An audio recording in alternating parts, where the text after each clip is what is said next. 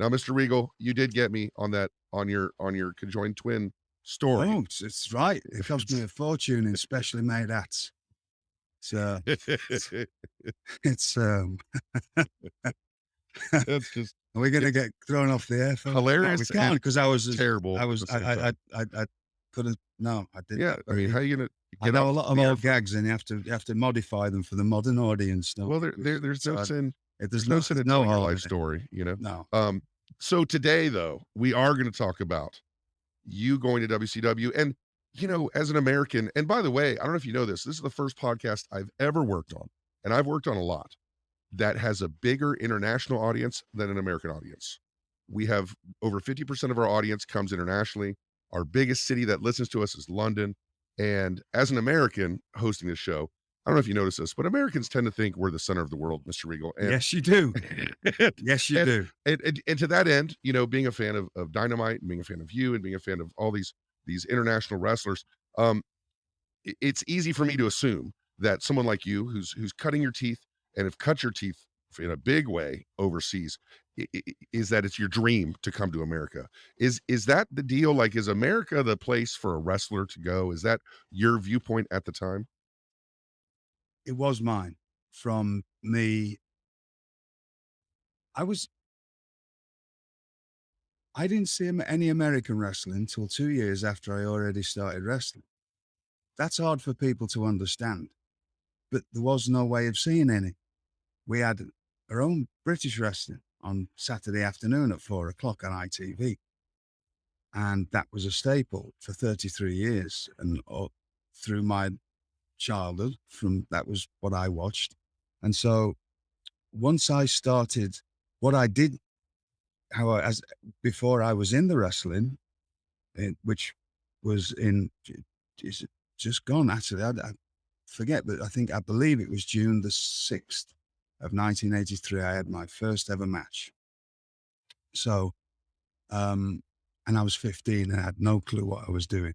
Um, so, but before then, there was anything for fans in England, right? There was obviously there's no internet. There was no any of the wrestling media news sheet things that you can see now, Right. right? There was none of that. I never knew about any of that until I came to America.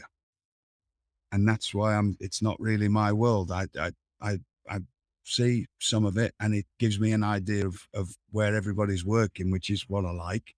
But I can also, like it's just not something that was part of my But world, but which is somebody, and we've talked about this, somebody who's not a wrestler, who's watching a match, writing it down, telling you what they that think, good or bad, you that have no time for that because it's it's not still that I have foreign no to you. time for it. It's Let's foreign get. to I you. don't want to start any of this falling out or trying to Right, cause no, no, no. the sensation. Right, No, I just don't need it.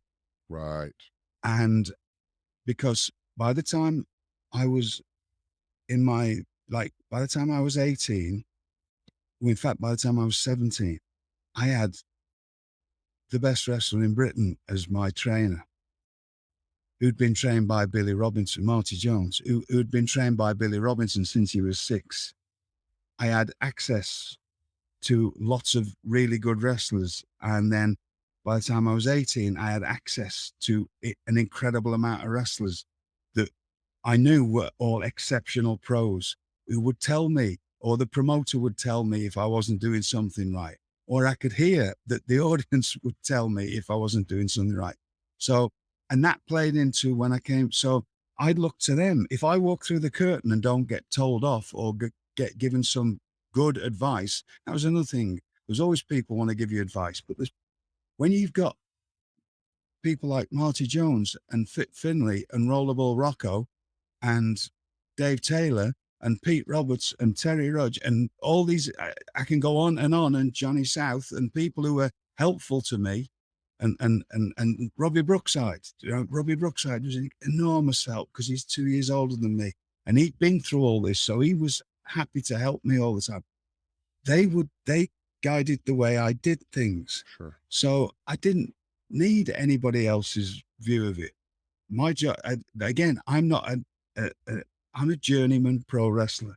I'm not a ego-driven pro wrestler. I'm a pro. I do my job. I turn up, what you need, and I do it. I did it for you.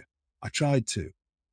There's I, so in case you're first listening to this, there was about a year and a half when I wasn't that, which was the end, the middle and we talked about this on the podcast, the car crash I had in '97. Yes, sir. That sent me sort of off the deep end until I got the help in the beginning. I mean, January of 1999. So there's middle of 1997 all the way through 1998. I was a mess, and that's on me.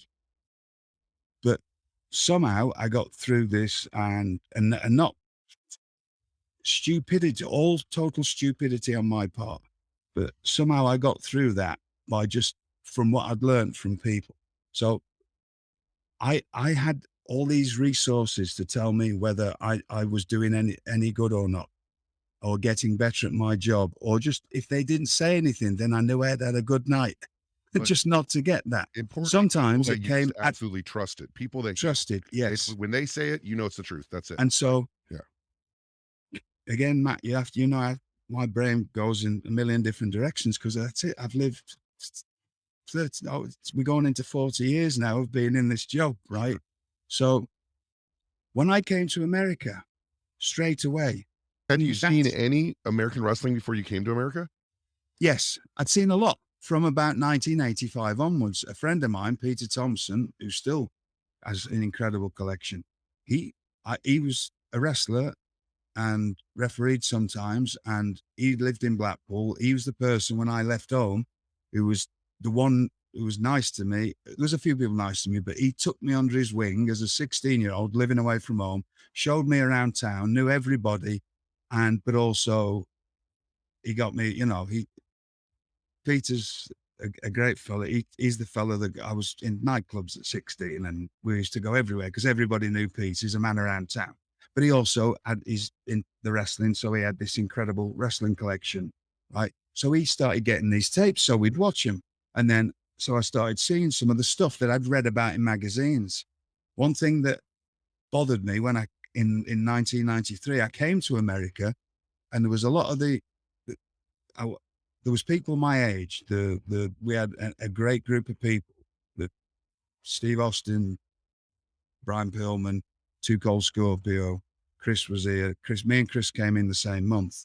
There was us that were considered, that we'd come in the late 80s or early 80s in my point, but we'd all come in different times through a different way of coming into the wrestling.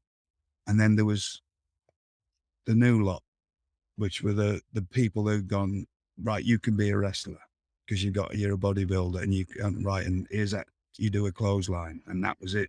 There was a lot of those. And it used to bother me that I knew far more. I knew once I started collecting stuff, and then in 85, and my friend Peter had this ridiculous collection of everything, magazines, books. I stood it up on whatever I could. So I knew pretty much everything that I could find out. So I knew all about all these wrestlers, whereas all these younger wrestlers who were not much younger than me or my age, they didn't know the history of their own wrestling. And it used to, at the time, I was a bit, because of what I'd gone through, I was a bit more fiery. Let's put it that way. We'll get into those stories another time, but there's certain, like, you just walked in off the street basically when in a day when you couldn't, but things were changing then. You were a hairdresser and now you're a wrestler, and you don't even know who Paul Orndorff is, or you don't know his history. But I know it, and I've never met him till now, but I know enough about it because I've read enough or watched enough of his stuff since 1985. Did it always bother you? I don't know. Sometimes I misread you or mishear you. Did it always bother you when people didn't take it as seriously as you think Yes, people at should? first. At first. I remember myself and Chris, um, Chris Benoit. yeah, I'm gonna have to say it. So, because I That's know it fine. still bothers people, but me and Chris came here together. A lot of people forget that he was in WCW at the same time as me. When I first came here, because he left in the June of that year. He